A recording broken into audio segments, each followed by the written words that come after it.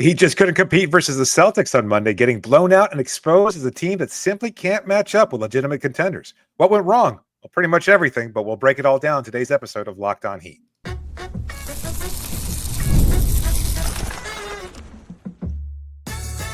You are Locked On Heat, your daily Miami Heat podcast, part of the Locked On Podcast Network, your team every day. All right, welcome to Locked On Heat, your daily podcast on the Miami Heat. Whether you're tuning in on YouTube or your favorite podcast app, thanks for making Locked On Heat your first listen every day. I'm Wes Goldberg, editor at allyoucanheat.com, here with David Ramil. Both of us are credentialed Heat media members who cover this team every day. And today's episode is brought to you by Game Time. Download the Game Time app, create an account, use the code LOCKEDONNBA for $20 off your first purchase. Also a reminder that your favorite podcast now is a newsletter. Introducing the Locked On Heat Daily Newsletter, one stop for ultimate team and league coverage delivered right to your inbox. Sign up for free now at LockedOnDaily.com. That's LockedOnDaily.com. And start your day with the all-new free Locked On Heat newsletter. We are recording this after the Heat's blowout loss to the Boston Celtics on Monday night. No Jimmy Butler in this game, who was out with a knee injury that he sustained in Toronto on Sunday. He hopes to play against the Lakers on Wednesday. But, David, this one was over pretty quickly. And then it just got ugly pretty soon after that. I mean, Miami made a slight run at the start of the third quarter, cutting what was a 15-point halftime deficit into 8. It's a nice 7-0 run, getting a little bit of a spark there. Some nice defense from Drew Smith. And we're at that point in the season where Drew Smith gets inserted into the starting lineup and he makes some plays because he at least brings something decent, which is defense at a high level. But that was not something that was sustainable for Miami. And like I said in the intro, it just seemed like this game, to me, really exposed Miami to a huge degree. You know, we were both talking about this and before we started recording. And I don't know, and I agree with you. Your point was that Celtics fans probably wouldn't look at the outcome of this game and say that the Celtics played a very good game. And yet they were toying with Miami. And it just felt like they were never pressured. That 8-point lead at one point, again, to start the third quarter, felt like that was a little bit of a, okay, here's some pressure. But it never felt like it was enough to really scare them or force them into doing anything that they wouldn't typically do. They played their game. They dominated. Luke Cornett started in place of Kristaps Porzingis and Al Horford, and he had Jordan Walsh in Holiday's place. They were without guys too, you know. Yeah. They were without guys, and yet it didn't even matter. Like Tatum and Brown didn't have great games, and it's just like, you know what, we don't care. Or like whether our team is at half strength or whether we're missing some key players. They're missing 2 legitimate starters, guys that you could say are pseudo all-star or borderline good players, and it didn't matter. Like they toyed with Miami, who were missing Jimmy Butler, missing Kevin Love. Sure, that's fine. Niko Jovic, maybe they make a difference, but it didn't seem like that. Like we got the best game of the season by Jaime Jaquez. He was inserted into the starting lineup and he played well, I guess, for the most part. But Miami's offense was miserable. Their defense was just always a step too late. They looked slow. It looked like, I watched old Jordan videos, and I've Michael Jordan, that is, and I've watched him playing against teams during the 80s just to see what it was like when he was having these monster games at a time when the rest of the league hadn't caught up. And it kind of reminded me of that because Jordan was always like a step too quick, a little bit too explosive, and everybody else is playing like a 3/4 speed, and Jordan is at 1.5. Mm-hmm. And that's what it looked like to me watching this Celtics team just out rebound, out muscle, get to their spots quicker. And the excuse of being on the second night of a back-to-back does not apply because Boston was also on the second night of a back-to-back, and they were without more core guys than the Heat were. And the Heat were without Jovic, no Kel'el Ware, no those guys don't even play for the Heat anyway. So what's the difference, right? Like Kel'el Ware probably would they would have gotten into this game in garbage time because it was a blowout. But this, to your point, David, it reminded me a little bit of the playoffs last year. Kind of looked like that in terms of it felt like we were just wasting Boston's time. It felt like we should have almost paid them to show up. It was awful. It was an awful showing. And what it really reminded me of, was like in college football where Bethune-Cookman will get paid to go into Tuscaloosa, Yeah, yeah, Tuscaloosa, Alabama. Yeah, And play like Alabama, and Alabama will literally pay them to schedule the win. That's what it felt like. It was like, yeah, we don't know what we're doing here either. It's cool that it's your homecoming weekend. We'll be here as something that you can just walk over and celebrate on. And that's what the Heat felt like in this one. And again, back-to-back, not an excuse. No Jimmy Butler, a little bit of an excuse, but not that much of an excuse, because you still would have expected more. Maybe you would have expected to lose without Jimmy Butler on the set. That's fair. I think that's totally fine. Like this was, and then the Celtics are the best team in the NBA. Like you do expect to lose, even if you have Jimmy Butler probably in this game, or it would be understandable to lose rather, is probably a better way to say it. But to not even keep this game close, even a little bit, basically from the get-go, I know they went up like 7-0 or something, and then after that, that was it. It was gone. And the Celtics didn't even shoot well from three-point range for the first quarter and a half or so. Then they started making their shots, and then the game was over. And that was really it. But you didn't really see anything to hang your hat on if you're the Heat walking out of this game. No, not at all. I mean, they got outscored by 12 in the second quarter, outscored by 7 in the third. And in the fourth quarter, Miami won that quarter.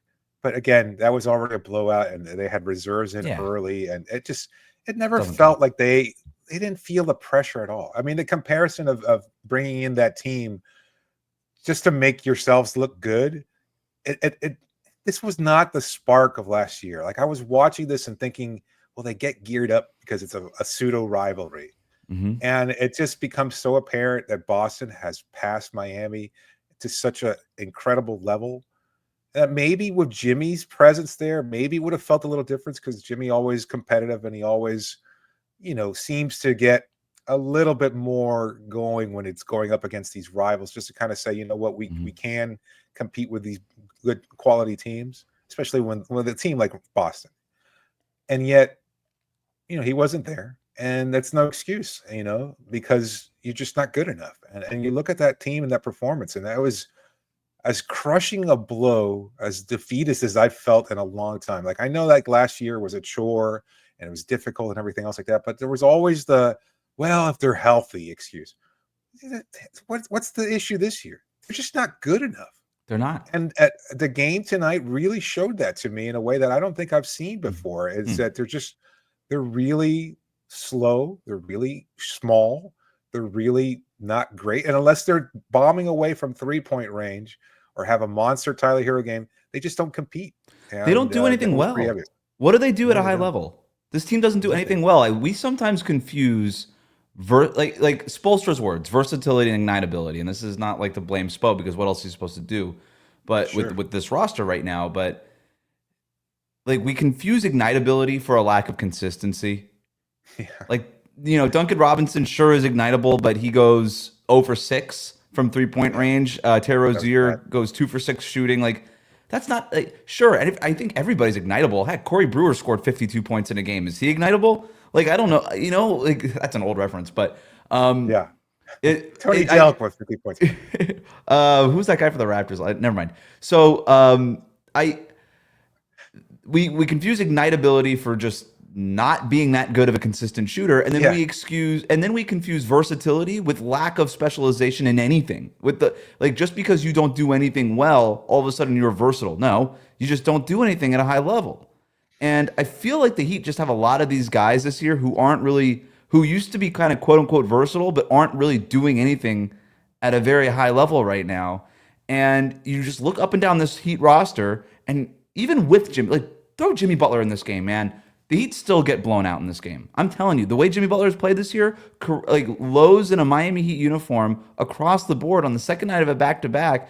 Anytime anything's bothering him, he plays worse, right? So even if he did come out here with a knee injury, he's not going to be playing well. He's 35 years old. I don't know what else to expect. Meanwhile, you have Jason Tatum in his prime, Jaylen Brown in his prime. The Celtics are deeper. They are more talented on paper. And that whole era, to your point, David, of, hey, maybe the Celtics have more talent on paper, but the Heat, man, they're a better coach. They got Jimmy. They can outmuscle you. They get in their head. Those days are over. And honestly, we haven't seen them since 2023. We're going on almost 2 years now of having really seen that. I said this before. I've said it last year, and I'm saying it again now. The window is closed, and we could talk about what that means, but it is obvious that this window is closed. You are not beating the Celtics in a playoff series. It ain't happening.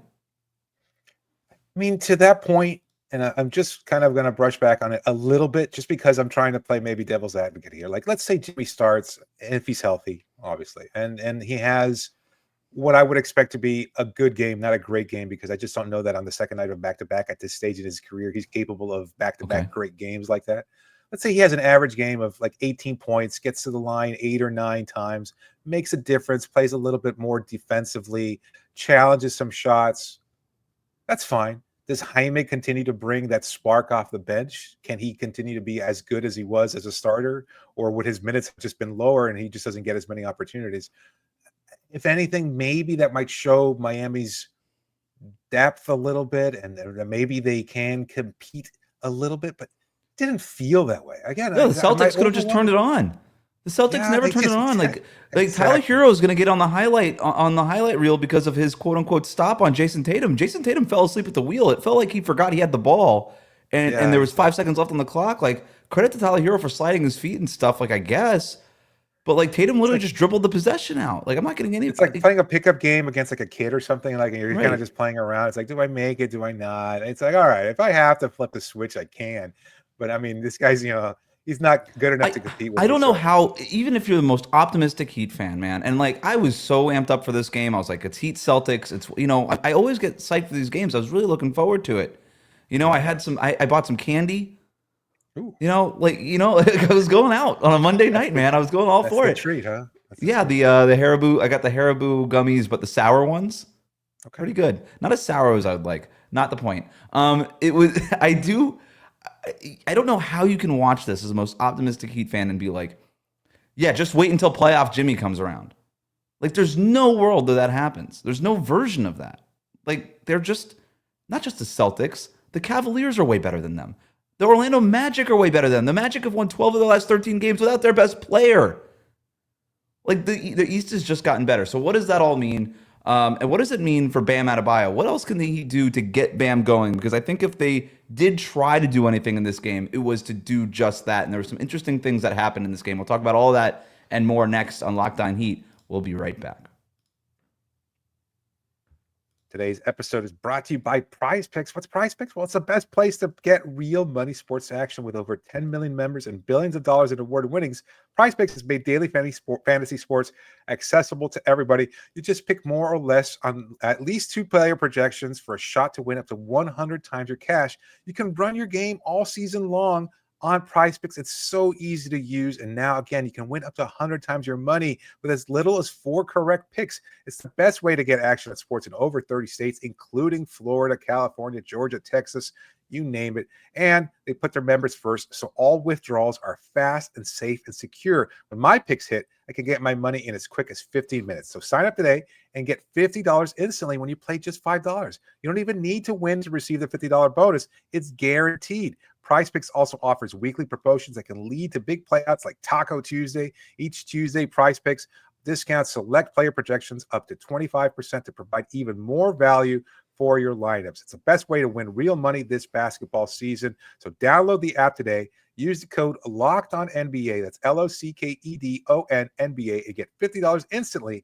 after you play your first $5 lineup. Download the app today. Use the code LOCKEDONNBA and you get $50 instantly after you play your first $5 lineup.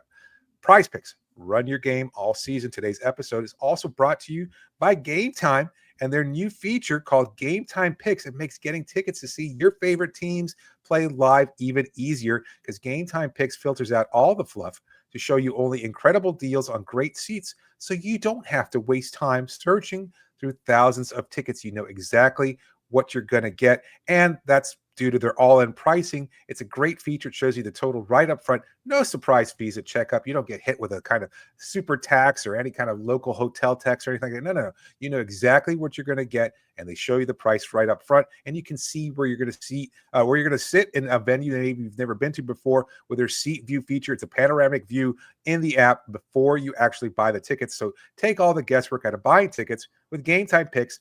Download the Game Time app, create an account, and use the code LOCKEDONNBA, and you get $20 off your first purchase. Terms to apply, but create an account, redeem the code LOCKEDONNBA, and you get $20 off. Download Game Time today. What time is it? It's game time. We'll be right back. Thanks again for making Locked On Heat your first listen every day. The best way to support the show is to like and subscribe on YouTube. Follow us on your favorite podcast app. Bam Adebayo had 15 points on 6 of 18 shooting in this game, but he was 2 for 12 for 4 points in the first 3 quarters before getting some shots to fall in the fourth quarter. David, do you think that's something that he can build on? No, absolutely not. Nor should he. I don't care. I mean, we had this discussion following yesterday's win. You asked me the question if it was an acceptable game. We both came to the conclusion, no, it wasn't. And I think it was a little bit of the same. Like he was playing a little bit of, being an opportunist after, again, it was Luke Cornett. He made Luke Cornett look like Victor Wembanyama. He had 6 blocks. 6 blocks. He's Luke Cornett. Like this is a guy who's basically unplayable on a really bad New York Knicks team a couple of years ago. And maybe he's being utilized a little bit more effectively in Boston in the limited role. But as a starter, he had 6 blocks. That's unacceptable. And it's funny because you listen to the broadcast and you think, well, maybe Eric Reed is a big Locked On Heat fan because he's having the same discussion that we are. It's like, what can they do to get him going? What's possible in order to unlock a newer version of Bam? And John Crotty, to his credit, gave a pretty thorough analysis, said, you know what, they got to give him some more dive cuts, got to get him better looks and lobs at the rim. He's got to be more aggressive in attacking. And right on cue, what does he do? He goes, oh yeah, it's Luke Cornett. He takes the ball, he drives right at him, and he yams it right in his freaking head. And then he follows that up a couple possessions later with a 3-pointer, and that kind of bolsters his overall production. But none of it was encouraging. Like that he waited until almost midway through the fourth quarter to say, oh yeah, I can't score against Luke Cornett, isn't encouraging. And I hate bagging on Bam, but what we've seen from him is just not great. And I don't think there's any way of building on it because the shots were there. It was garbage time. They were not trying. No, and like you said, it was beforehand. The shots before, it's like the mid-range shots, the floaters and at the layup at the rim, excuse me. Like these are shots you can make. There was a series in the third quarter where Bam gets a post up on Jaylen Brown. And what did I say against Toronto? And that after that loss, I said, wouldn't it be nice if Bam just got a size advantage a little bit more often, right? And Jaylen Brown's a sturdy kind of player, right? Like I don't know that it's a huge size advantage. Yeah. But it's a size advantage. It's different than going up against 7-foot Jakob Poeltl every play. And so I was like, okay, let's see what goes on. Bam, to his credit, drove him all the way into the basket, and then he just passed out of it. And it ended up being a Drew Smith made 3-pointer. So you could argue that it maybe was the right play, but I was like, dude, you're down 20-something points. The hell with the right play. Just get going. Just use this as batting practice. Like, let's start doing something here. And he passes out of that, and I was like, no, you got to be aggressive with that. He then missed on a post-up on the very next possession against Luke Cornett, again, making him look like Victor Wembanyama. I'm like, what's the excuse there? And then misses on a non-restricted area paint jumper on another possession. And then a little bit later, he does the thing that I've been begging him to do. When you get that defensive rebound, just go all the way, man. Get all the way into the paint. And too often, what happens is he'll get that defensive rebound, he'll rip it down, he'll bring the ball up, and then he'll stop short for one of two things. It'll be either I'll stop short and get into a dribble handoff action or some sort of pistol action with Duncan Robinson or Tyler Hero. He'll either do that or he'll stop short just sort of at that free throw line area and try to get into that free throw line jumper in semi-transition. And I'm like, get all the way to the basket, my man. And he tried to do it off of this defensive rebound in the third quarter and then just lost his dribble. And it goes back to my thing. It's like his dribble's a little bit too high. He's losing it too much. And I think it's really messing with the spots that he can get to on the court, whether he's got the mismatch and a size mismatch or going up against a 7-footer who he's more athletic than. It doesn't really matter. And there's just so many limitations on Bam's game. But here's the thing that ultimately comes down to it, and I was looking this up before. Bam from that 3-foot to 10-foot area, so it's like sort of right outside the restricted area, right below the free throw line. To me, that is like the superstar area. Like if you're hitting that at like a 55% clip, like that's really productive stuff, even if it's not necessarily a quote-unquote efficient shot from most players. That's why the stars make it an efficient shot. If you're hitting that over a 50% clip, that's a good shot. Luka, Jalen Brunson, those guys are at like 60% from that area. Shai Gilgeous-Alexander, but Bam was hitting that at a 51% clip last year. That's down to 36% this year. That is a dramatic drop. And I just don't know what happened to Bam's touch, because it was the same players he's facing this year. It's the same defenders he was facing last year. And I just really don't know what happened. And frankly, David, I'm out of excuses. Like, the Heat kind of already have done the thing that I've asked them to do, where he said, the heck with your 5-out offense. That does not apply to Bam. You just got to get him going. Well, they've opened up that area for him. He's taking those shots. He's only averaging like one fewer shot in that area per game this season. And again, like, that was basically wiped away for the first 10 or so games of the season. So the frequency is basically the same, but the efficiency has dropped dramatically. I'm starting to wonder if there's an injury. Like, I just can't see anything else. Like, I am something undisclosed, something he's kind of battling through.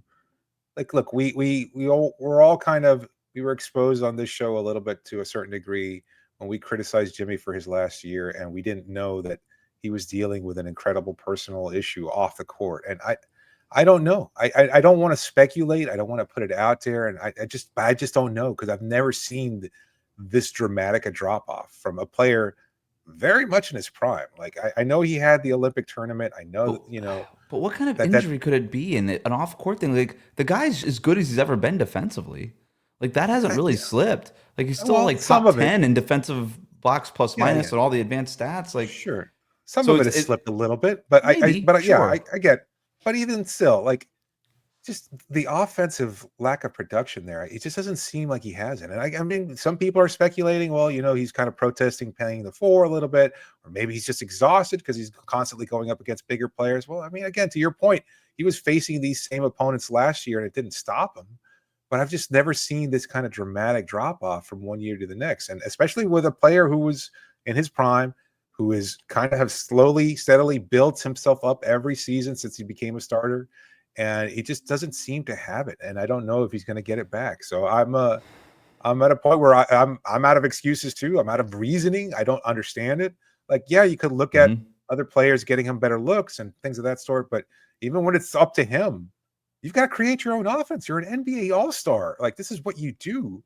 And he's not doing it. So it is kind of unfathomable. And I just don't seem to have an explanation.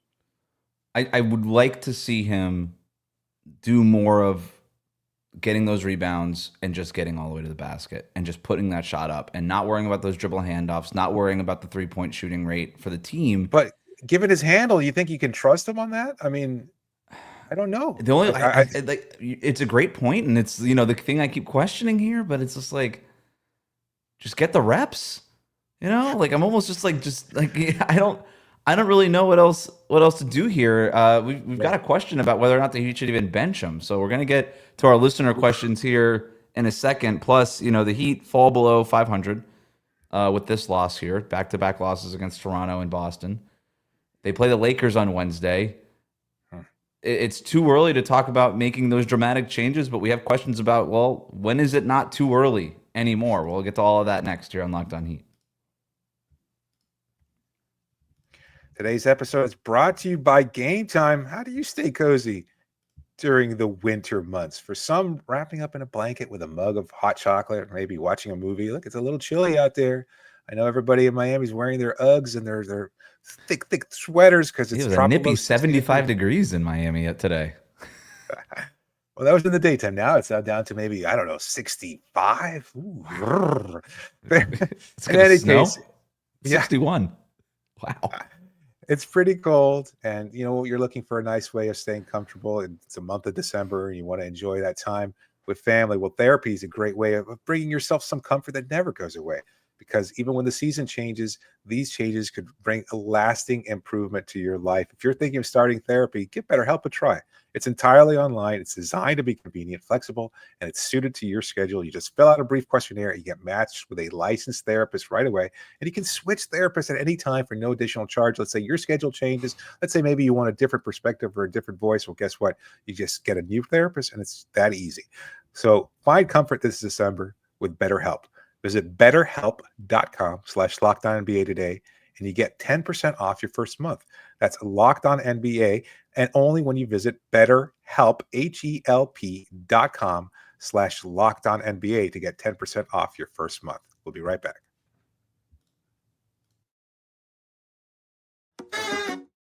Thanks again for making Locked On Heat your first listen every day. The best way to support the show, like and subscribe to the videos on YouTube. You could follow us on your favorite podcast app. Time to get to our Locked On Heat Insider community questions. You could sign up with the link in the show notes. Malachi writes in, is it time to bench Bam for a game or two to get his mind right or whatever? Because it looks like he just doesn't care anymore. I don't think he doesn't care. I would push back against that. I mean, he's missing shots and he's doing the whole throwing his head back and everything. Like, he's clearly frustrated, and frustration is a clear sign of caring about something. So I would disagree that he doesn't care, but the idea of benching him for a game, I mean, that seems pretty dramatic. But, you know, you were mentioning the shooting slump here. It sort of does remind me a little bit of what Duncan Robinson went through a couple years ago, where it started for the first 5 games, and then it's 10 games, like it's 20 games, and this guy's just still not making his shots. Like, what's going on? And eventually he gets benched, and he kind of loses his spot in the lineup. Now, even Duncan Robinson then, Bam Adebayo now, very different standings on the team. I would say that there's no way you can bench Bam, but I don't even know if it's worth the conversation. I mean, it's a question, and we appreciate Malachi always sending in questions, and at the same time, it's just too radical a notion. Now, I would say this is up to Eric Spoelstra to be Eric Spoelstra, the human being, versus Eric Spoelstra, the coach, and just say, what is going on? Like, do you need to get your time, your head right? Do you need some time?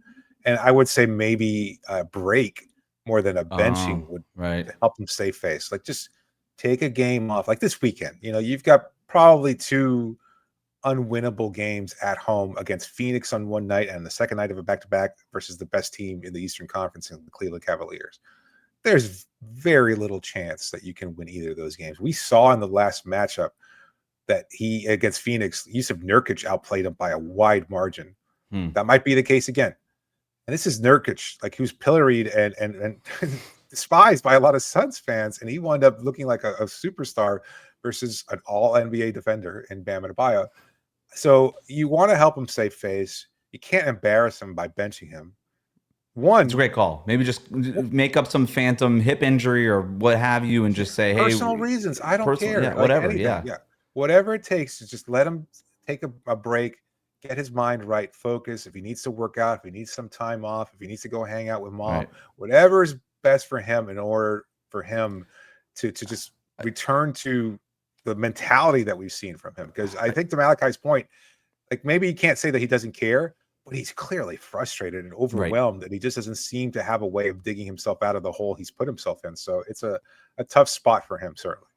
I would like to see Spo. So recently, Eric Spoelstra kind of remade the rotations when he revamped the starting lineup, and now Jimmy Butler, who used to come out midway through the first quarter and then come back in with 2 minutes left in the first quarter, now Bam's doing that, and I don't really know what we don't really see the Jimmy plus bench unit anymore. We don't really see the starters with Jaime in that spot when Jimmy comes out. We're not seeing those units as much anymore. And maybe that was just Spo's reasoning. Maybe that's the rationale. It's like, those units weren't working.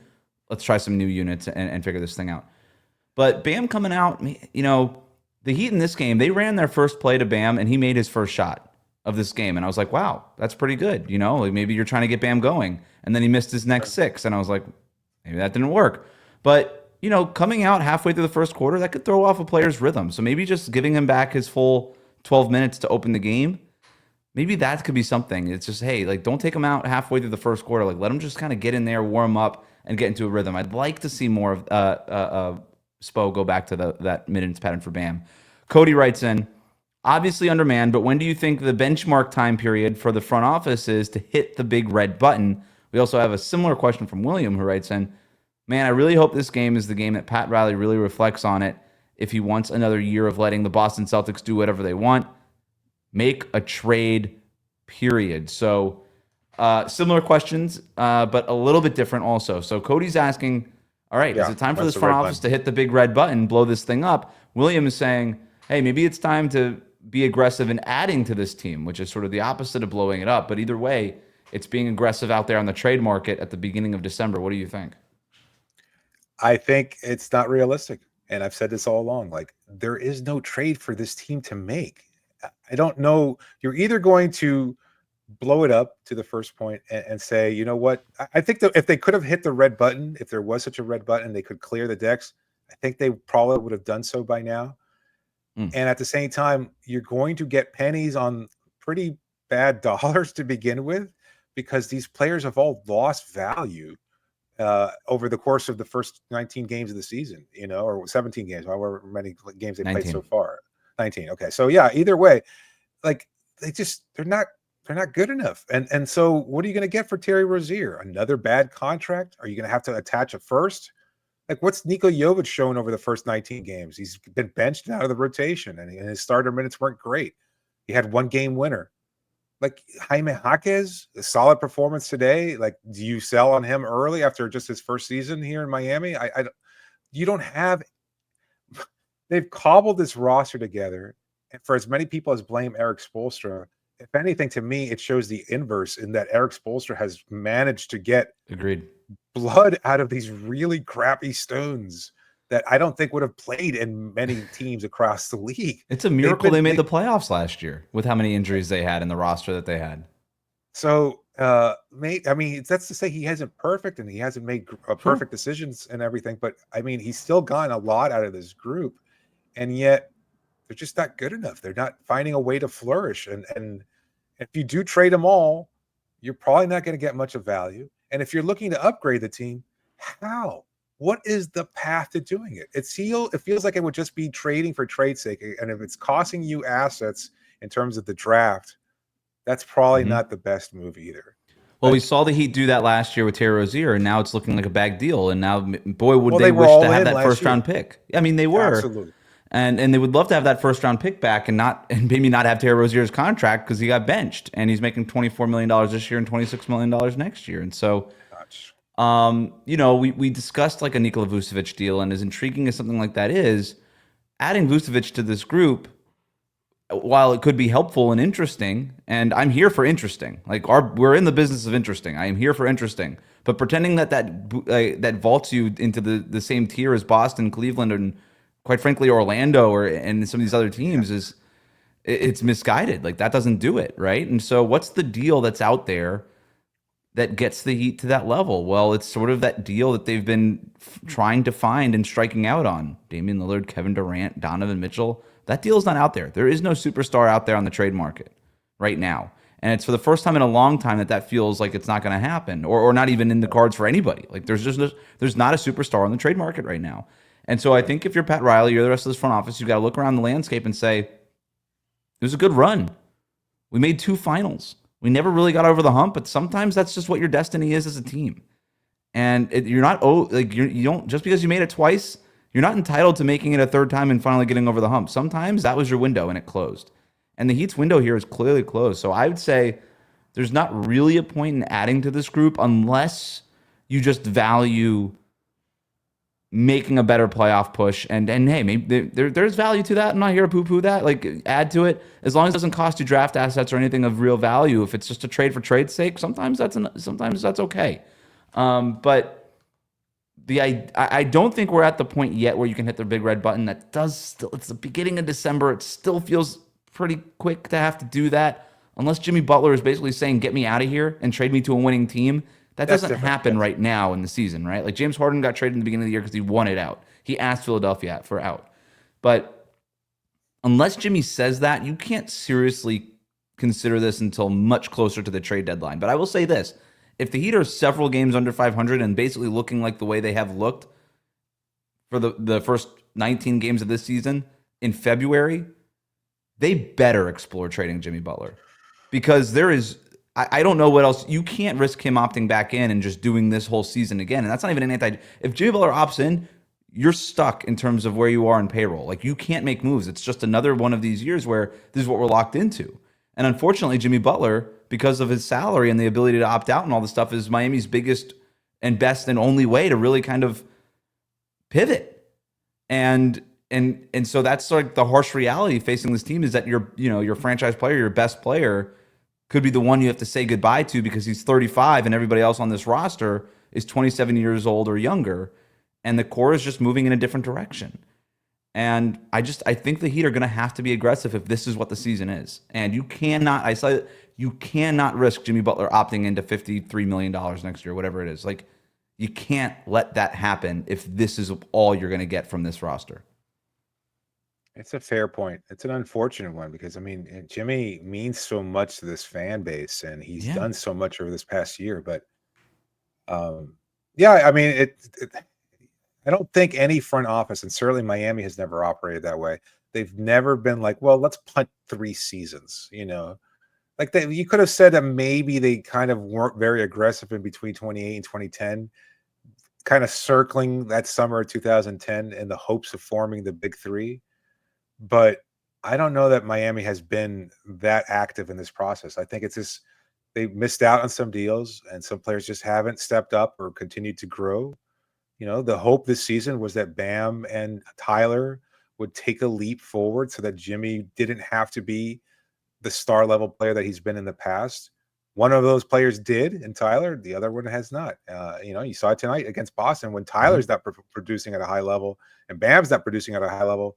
Well, what the hell else do you have on this roster? You can't count on Jaime Jaquez Jr. or Pella Larson or Kashad Johnson or anybody coming in there and saving this group. That's how the Washington Wizards operate, not how the Miami Heat operate. So I don't know what's next for this team, but I agree that I think if they're that bad by February, then you have to have a legitimate conversation, unfortunately, of moving Jimmy Butler, because you're going to be locked into another 30-something middling team next year with no hope of making a decent run in the playoffs.